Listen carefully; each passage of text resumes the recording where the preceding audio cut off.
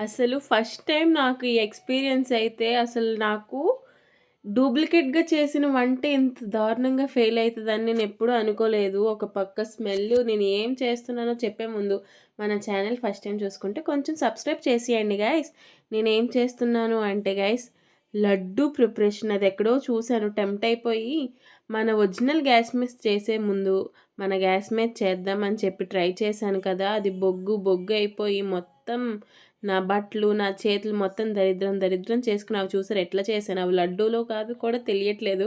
ఆ పిండి ఉడకలేదు. ఆ షుగర్ సిరప్ ఏసేసాను. టేస్ట్ చేసిన దానికి నాకే అసలు మతిపోయింది.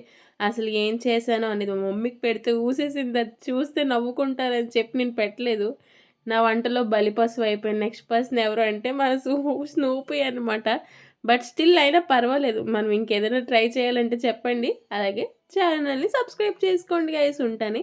బాయ్. బాయ్.